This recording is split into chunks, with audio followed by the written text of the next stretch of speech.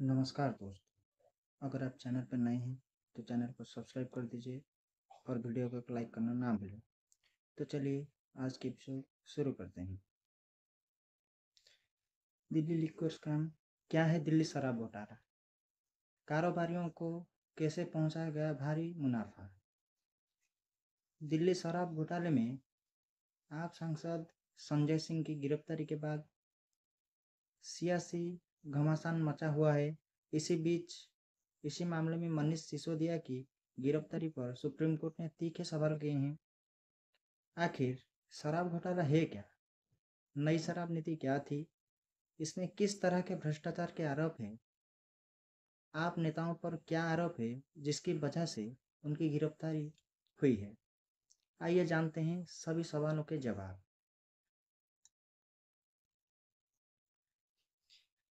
इन तमाम घटनाक्रमों के बीच सवाल उठते हैं कि आखिर शराब घोटाला है क्या? नई शराब नीति क्या थी? इसमें किस तरह के भ्रष्टाचार के आरोप हैं? आप नेताओं पर क्या आरोप है जिसकी वजह से उनकी गिरफ्तारी हुई है? आइए जानते हैं सभी सवालों के जवाब। पहले जानिए दिल्ली की नई शराब नीति क्या थी। 17 नवंबर 2021 को दिल्ली सरकार ने राज्य में नई शराब नीति लागू की। इसके तहत राजधानी में 32 जोन बनाए गए और हर जोन में ज़्यादा से ज़्यादा 27 दुकानें खुलनी थी। इस तरह से कुल मिलाकर 849 दुकानें खुलनी थी। नई शराब नीति में दिल्ली की सभी शराब की दुकानों को प्राइवेट कर दिया गया। इसके पहले दिल्ली में शराब की 60% दुकानें सरकारी और 40% प्राइवेट थी। नई नीति लागू होने के बाद 100% प्राइवेट हो गई। सरकार ने तर्क दिया था कि इससे 3500 करोड़ रुपए का फायदा होगा। सरकार ने लाइसेंस की फीस भी कई गुना बढ़ा दी। जिस L1 लाइसेंस के लिए पहले ठेकेदारों को 25 लाख देना पड़ता था, नई शराब नीति लागू होने के बाद उसके लिए ठेकेदारों को 5 करोड़ रुपए चुकाने पड़े।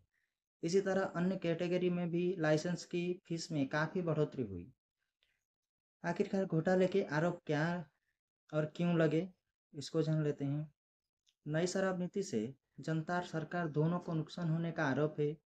वहीं बड़े शराब कारोबारियों को फायदा होने की बात कही जा रही है। भारतीय जनता पार्टी का यही आरोप है। 3 तरह से घोटाले की बात सामने आ रही है। इसे समझने के लिए हम थोड़ा आंकड़ों पर नज़र डाल लेते हैं। लाइसेंस फीस में भारी इजाफा करके बड़े कारोबारियों को लाभ पहुंचाने का आरोप। शराब बिक्री के लिए ठेकेदारों को लाइसेंस लेना पड़ता है। इसके लिए सरकार ने लाइसेंस शुल्क तय किया है। सरकार ने कई तरह की कैटेगरी बनाई है। इसके तहत शराब, बियर, विदेशी शराब जो फॉरेन लिक्वर होता है वो आदि को बेचने के लिए लाइसेंस दिया जाता है। अब उदाहरण के लिए पहले जिस लाइसेंस के लिए ठेकेदारों को 25 लाख रुपए का भुगतान करना पड़ता था, नई शराब नीति लागू होने के बाद उसी के लिए 5 करोड़ रुपए देने पड़े। आरोप है कि दिल्ली सरकार ने जानबूझकर बड़े शराब कारोबारियों को फायदा पहुंचाने के लिए लाइसेंस शुल्क बढ़ाया। इससे छोटे ठेकेदारों की दुकान बंद हो गई और बाजार में केवल बड़े शराब माफियाओं को लाइसेंस मिला। विपक्ष का आरोप ये भी है कि इसके लिए आपके नेताओं और अफसरों को शराब माफियाओं ने मोटी रकम घूस के तौर पर दी। सरकार बता रही फायदे का सौदा। सरकार का तर्क है कि लाइसेंस फीस बढ़ाने से सरकार को अच्छा राजस्व की कमाई हुई। इससे सरकार ने जो उत्पाद शुल्क और वैट घटाया उसकी भरपाई हो गई। जो खुदरा बिक्री में सरकारी राजस्व में भारी कमी होने का आरोप। दूसरा आरोप शराब की बिक्री को लेकर है। उदाहरण के लिए मान लीजिए पहले अगर 750 ml की एक शराब की बोतल 530 रुपये में मिलती थी, तब इस एक बोतल पर रिटेल कारोबारी को 33 रुपया 35 पैसे का मुनाफा होता था, जबकि 223 रुपया 99 पैसा उत्पाद कर और 106 रुपया वैट के रूप में सरकार को मिलता था। मतलब एक बोतल पर सरकार को 329.99 पैसों की फायदा मिलता था। नई शराब नीति से सरकार के इसी मुनाफे में खेल होने दावा किया जा रहा है। दावा है कि नई शराब नीति में वही 750 ml वाली शराब की बोतल का दाम 530 रुपये से बढ़कर 560 रुपये हो गई है। इसके अलावा रिटेल कारोबारी का मुनाफा भी 33.35 पैसे से बढ़कर सीधे 363.27 रुपये पहुंच गया। मतलब रिटेल कारोबारियों का फायदा 10 गुना से भी ज्यादा बढ़ गया। वहीं सरकार को मिलने वाला 329 रुपया 99 पैसा का फायदा घटकर 3 रुपये 78 पैसे रह गया। इसमें 1 रुपया 88 पैसे उत्पाद शुल्क और 1 रुपया 90 पैसा वैट शामिल है। संजय सिंह गिरफ्तार क्यों हुए, उन पर क्या आरोप है? शराब नीति घोटाले में संजय सिंह का नाम पहली बार दिसंबर 2022 में सामने आया था। तब ईडी ने आरोप पत्र में कारोबारी दिनेश अरोड़ा के बयान के हिस्से के रूप में आप नेता के नाम का उल्लेख किया गया था। एजेंसी ने दावा किया कि दिनेश अरोड़ा ने उन्हें बताया कि वह शुरू में संजय सिंह से मिले थे, जिनके जरिए वह बाद में एक रेस्तरां में एक पार्टी के दौरान मनीष सिसोदिया से मिले। आरोप पत्र में कहा गया कि संजय सिंह के कहने पर चुनावों के लिए पार्टी फंड इकट्ठा करने के लिए सिसोदिया को पैसे देने की व्यवस्था की थी। अरोड़ा के हवाले से शिकायत में यह भी कहा गया कि उन्होंने सिसोदिया से 5-6 बार बात की और संजय सिंह के साथ केजरीवाल से उनके आवास पर मुलाकात की। मनीष सिसोदिया का क्या? दिल्ली के पूर्व उप मुख्यमंत्री मनीष सिसोदिया की गिरफ्तारी भी इसी घोटाले में हुई। सिसोदिया 26 फरवरी से ही सलाखों के पीछे हैं। पहले सीबीआई और बाद में ईडी ने उन्हें गिरफ्तार किया। सिसोदिया पर अनुच्छेद 120 यानी आपराधिक साजिश रचने, 477 धोखा देने की नियत से कृत्य करने और भ्रष्टाचार निरोधक कानून की धारा 7 के तहत गिरफ्तार किया गया है। ईडी ने आरोप लगाया कि साजिश निजी संस्थाओं को थोक व्यापार देने और उसी से 6% रिश्वत प्राप्त करने के लिए 12% मार्जिन तय करने की थी। इसी मामले में मनीष सिसोदिया के साथ ही समीर महेंद्र, विजय नायर, पी शरद चंद्र रेड्डी, विनय बाबू, अभिषेक बोइनपल्ली, अमित अरोड़ा और 11 कंपनियों सहित कुल 17 संस्थाओं को आरोपी बताया है। अब तक कितने लोगों की गिरफ्तारी हुई है? इनमें से सिसोदिया के अलावा विजय नायर, अमित अरोड़ा, दिनेश अरोड़ा जैसे करीब 15 से अधिक लोगों को गिरफ्तार कर चुकी है। सीबीआई और ईडी अब तक 15 से ज़्यादा आरोपियों को गिरफ्तार कर चुके हैं।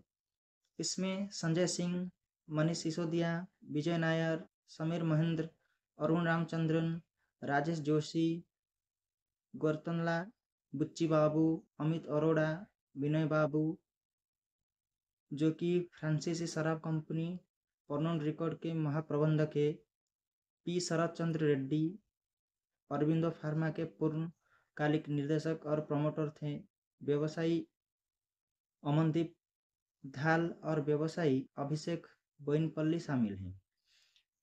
इस मामले में एजेंसियां 80 से अधिक लोगों से पूछताछ कर चुकी है। इनमें दिल्ली के मुख्यमंत्री अरविंद केजरीवाल और बीआरएस नेता के कविता भी शामिल हैं। कविता तेलंगाना के मुख्यमंत्री के चंद्रशेखर राव की बेटी है। घोटाले की जांच कैसे शुरू हुई?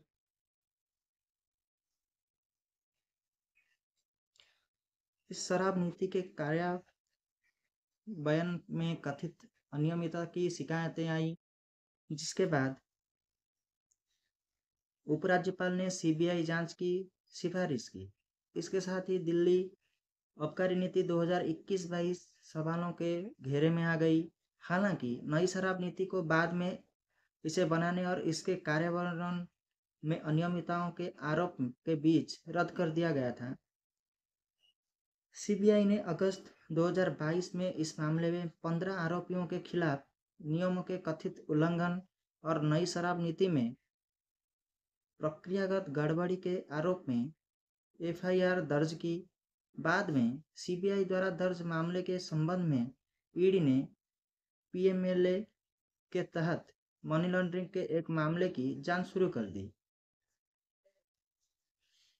ईडी और सीबीआई दिल्ली सरकार की नई शराब नीति में कथित घोटाले की अलग अलग जांच कर रही है। ईडी नीति को बनाने और लागू करने में धन शोधन के आरोप की जांच कर रही है। वहीं सीबीआई की जांच नीति बनाते समय हुई कथित अनियमितताओं का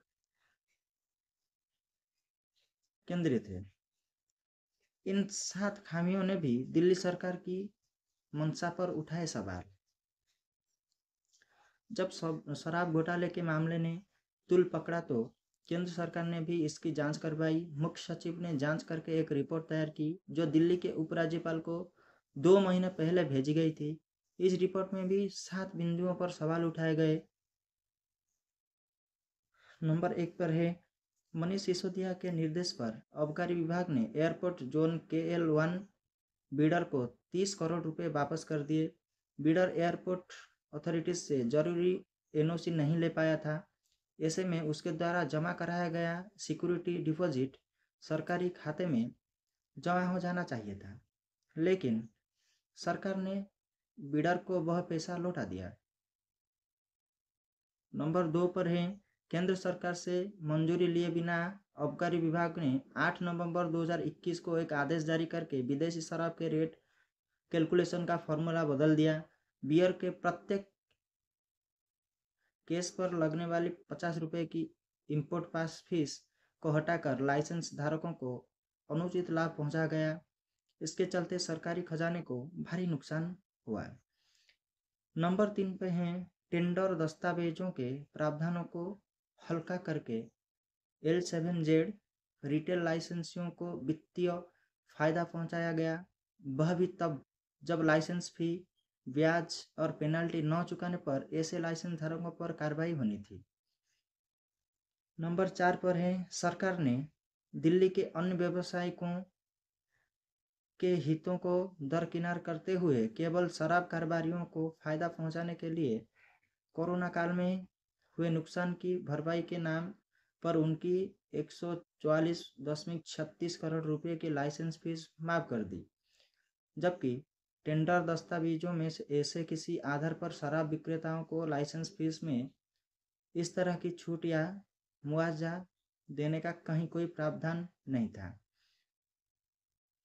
नंबर 5 पे है, सरकार ने बिना किसी ठोस आधार के और किसी के साथ चर्चा किए बिना नई नीति के तहत हर बोर्ड में शराब की कम से कम 2 दुकानें खोलने की शर्त टेंडर में रख दी। बाद में एक्साइज विभाग ने केंद्र सरकार से मंजूरी लिए बिना नॉन कन्फर्मिंग बोर्डों के बजाय कन्फर्मिंग बोर्डों में लाइसेंस धारकों को अतिरिक्त दुकानें खोलने की इजाज़त दे दी। नंबर 6 पे है, सोशल मीडिया बैनरों और होर्डिंग्स के जरिए शराब को बढ़ावा दे रहे लाइसेंसियों के खिलाफ कोई कार्रवाई नहीं की गई। यह दिल्ली एक्साइज नियम 2010 के नियम 26 और 27 का उल्लंघन है। नंबर 7 पे है, लाइसेंस फीस में बढ़ोतरी किए बिना लाइसेंस धारकों को लाभ पहुंचाने के लिए उनका ऑपरेशनल कार्यकाल पहले 1 अप्रैल 2022 से बढ़ाकर 31 मई 2022 तक किया गया और फिर इसे 1 जून 2022 से बढ़ाकर 31 जुलाई 2022 तक कर दिया गया। इसके लिए केंद्र सरकार और उपराज्यपाल से भी कोई मंजूरी नहीं ली गई। बाद में आनन फानन में 14 जुलाई को कैबिनेट की बैठक बुलाकर ऐसे कई गैर कानूनी फैसलों को कानूनी जामा पहनाने का काम किया गया। शराब की बिक्री में बढ़ोतरी होने के बावजूद रेवेन्यू में बढ़ोतरी होने के बजाय 37.51% कम रेवेन्यू मिला। तो ये था दिल्ली लिक्वर काम के बारे में पूरी डिटेल वीडियो। तो मिलते हैं एक नए एपिसोड में नए वीडियो के साथ। रहता हूँ। जय हिंद, जय भारत।